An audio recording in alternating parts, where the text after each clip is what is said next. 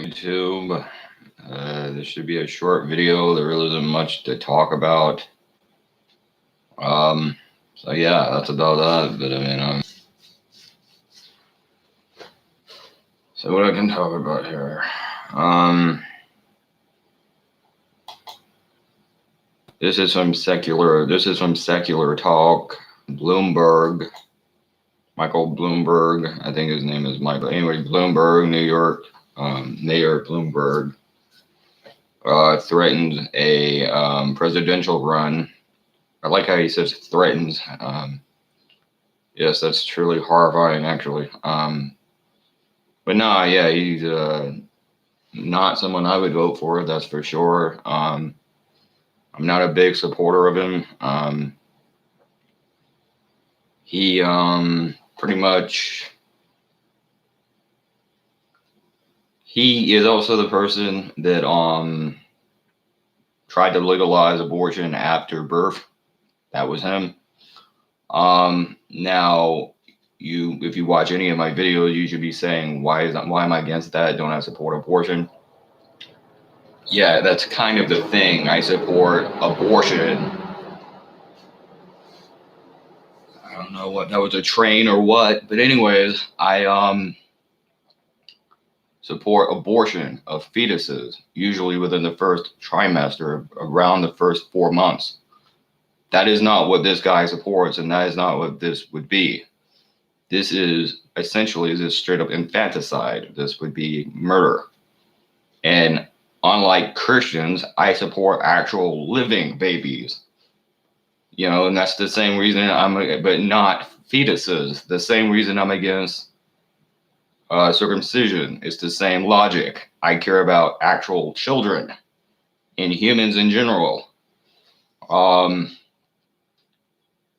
As to where Christians only care about you up until the time you're born, and then you're on your own. Then you're fucked. Then you're by yourself. Just like they don't want to give people food stamps. They don't want to cover Medicaid or Medicare for anyone. They don't want to give people food stamps. They don't want to pay for women's contraception or birth control. They don't want to help people pretty much essentially in any way. That's a conservative Christian for you. Very on Christ-like. Almost as if though they've never actually read a damn word Jesus said. But we know they have read the book. That can't be, because we certainly know they have read the Bible. Because homophobia and hating the gays and misogyny and hating women and supporting essentially war and saying things like there should be war because it's in the Bible, and that is something that some of them have said. And all this other garbage is essentially in their book, primarily in the Old Testament, and some of it is in the New Testament too. And they do believe in that, and it is in the book they pretty much bash you over the head with every day. So that's different from what I'm talking about. But he supported actual post-birth abortion, and of course that's an oxymoron. There is no such thing as a post-birth abortion. He essentially supports murdering infant murder. So he did that. He also fucked up the highways in New York. He essentially created gridlock. I know Whoopi Goldberg or Goldsboro, or however you say her name, she essentially called him out for it and brought up how the way that he fucked up the roads or whatever essentially created gridlock, because she lives in New York, and she essentially talked about him creating gridlock in New York. So the idea of him being president is about the worst fucking idea I've ever heard of. And if you run him, you'll probably lose, and you would deserve to lose. And if this is your solution to Trump, you're an idiot, because say what you want about Trump, he's a fuck of a lot better than that guy would be. So there's that, and that was by Secular Talk.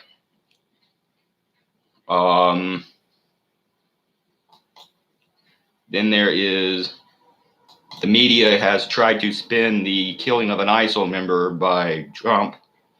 And by the way, in a way, and this is by Alex Jones actually, and this is a little bit different from usual, because usually, or here rather, I support, or I agree with them about two different things, and disagree with them about one thing. Where usually it's the exact opposite. I disagree with them about two things and agree with them about one. But he essentially said that, but this is the media trying to spin the killing of an ISIL member. Now, I will say that in a way, not that this matters to them anyway, but in a way they are right. You probably should not be gloating or bragging or gloating over the death of someone, even if they are a fucking ISIL member. And some of what he said is a bit questionable, even if it is even if he is talking about a fucking radical Islamic terrorist. But with that being said, he's still a fucking terrorist, and we should all be glad that this guy is dead and he can't do more harm to more innocent people and blow up shit anymore. But instead, the media has opted to or decided to spin this killing. And also, it wasn't just that. They also complained because something about he didn't brief Pelosi on the attack and all kinds of garbage. And just finding any way they can to attack Trump for what they should be glad that he accomplished, essentially for political reasons, because some of these are Democrats, and also because the neocons in the Republican Party don't like him either. And we essentially have a bunch of neocons or neoconservatives running the government and the media, and really the media government. The media includes, or the government includes the media. It's become a propaganda. That's all it is. And when you turn on the news or you watch any number of things, even Saturday Night Live, for example, that's essentially propaganda. And they're trying to tell you what to think. So they're attacking Trump because he killed a fucking ISIL member. And they even have Susan Rice on there. And of course, she would be against this because, as we all know, they essentially helped create and fund ISIL. Or really what they did rather was they funded various smaller groups and various insurgent groups, or whatever you want to call them. You might call them terrorists, maybe you wouldn't call them terrorists, but some of the more radicals, the radicals in those groups, or the more radical groups, they split off from, they split up, or they joined together rather, and they became what we call ISIL now. So ISIL terrorists, or ISIS terrorists, the Islamic State, they became the Islamic State. So essentially, the United States is directly responsible for the creation of what we call ISIL, the terrorist group. So Susan Rice, who was at one time Secretary of State, I believe, she is directly responsible in many ways for the creation of this group. So she is the last person that should be shitting on Trump for any of this. But here she is ridiculing the current commander-in-chief or president of the United States, Trump. So now then, jazz hands, Oxford University now wants people to stop clapping and use jazz hands in fear of them triggering people that might have anxiety, or some people who have anxiety. Now, keep in mind, I myself have a history of issues with anxiety. I have anxiety problems. But I can tell you this, I have never in any way been upset by or about clapping. Clapping has never upset me that I'm aware of. So you've got anxiety really damn bad if you're literally freaking out because of people clapping their hands together. But they're now trying to push jazz hands, and I find that to be ridiculous. And of course, that's very stupid. But they're doing that now. Seems like maybe I wanted to say something else about it, but I can't think of what, so, whatever. And like I said, this will be a short video, and this is what I disagree with Alex Jones or InfoWars about, and he's talked about this before. But they essentially are saying that Halloween is a pagan holiday, as if though that makes it a bad thing. And he essentially craps on Halloween, saying it's a dark horror Halloween. Well, so I guess he's never watched a horror movie, or anything of that nature, because that's essentially what a horror movie is, and of course that's a part of Halloween.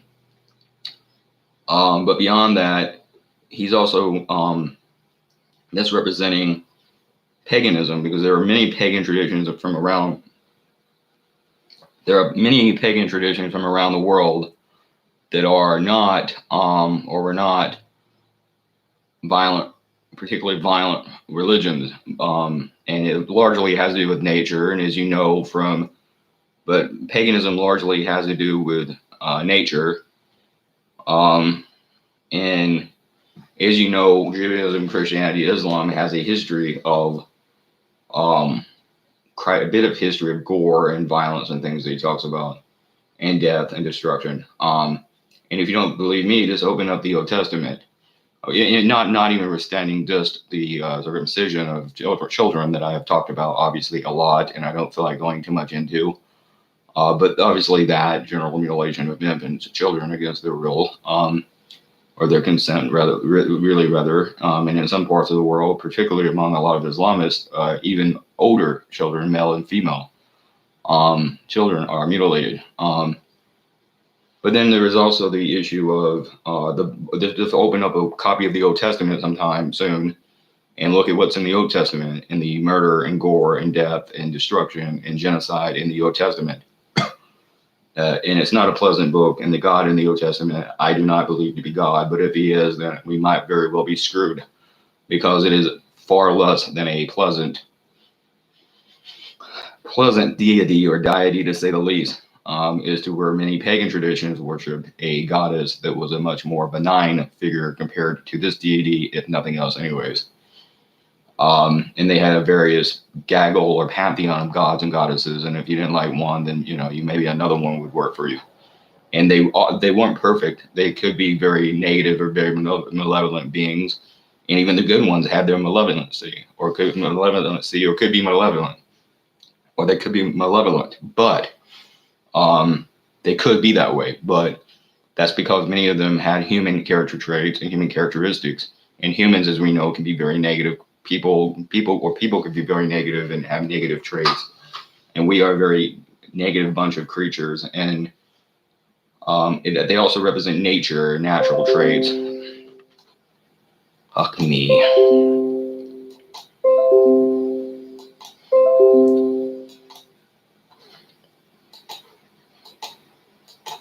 But they also have nature. They also represent nature, and they have a lot of natural traits. So they can be very negative creatures in that way, because nature can be very beautiful and very benign, but can also be very malevolent. The God, of course, of the Old Testament, of course, is a very unnatural, anti-human deity, and who doesn't have much in the way of human character traits, or isn't supposed to anyways. And he also is very anti-nature, and it's a very unnatural religion, and there's very little relevancy for, or respect for, or whatever, for nature. Very little in the way of so and in fact they believe the mortal world, to be evil, and they did kill pagans. And if you also, by the way, if you want to talk about evil and horror, then let's look at when the Christian religion was at least starting to peak. And let's look at the Dark Ages, or the Dark Age rather, in the amount of people that were killed in the Dark Age, and the genocides of pagans, and the Inquisition.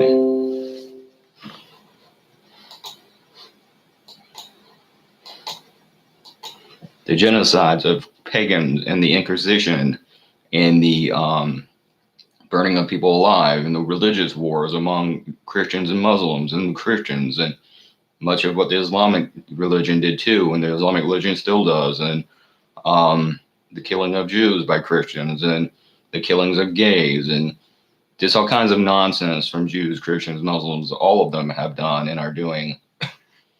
In many cases are still doing. So if you want to talk shit about Halloween, then I really suggest that you look at your religion and what you did when you were at your peak, and what's in your books and still are and still do. But beyond all that, I also want to go into detail talking about circumcision. I want to go a little bit into detail about that. Like I said, you want to talk about horror. Circumcision does cause, and this isn't about the last topic, but it is, but still I was going to talk about it anyways. But like I said, no reason to stop obsessing over this now, I guess. But circumcision does cause the death of or circumcision does cause return the death of 50, 100, 20 children a year, and even if it can castrate the child, cause sex changes because of medical malpractice. It can cause all kinds of problems if mistakes are made, if the child is not taken care of good enough after the procedure, and so on and so forth, and a number of other things.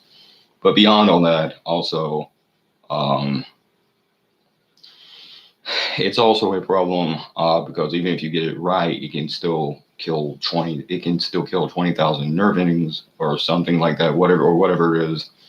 And of course, if you're cutting out that part of the body that has those nerve endings, you're going to cut off nerve endings, so you're going to lose nerve endings, or you're going to lose sensation. And when you do that, you lose sensation in your penis, and that affects them sexually later in life. And it can also cause erectile dysfunction and any number of negative things to happen to the child. So it's very negative. And this video took way longer than I thought it would. But anyways, I just wanted to say that, and that's about all. P666.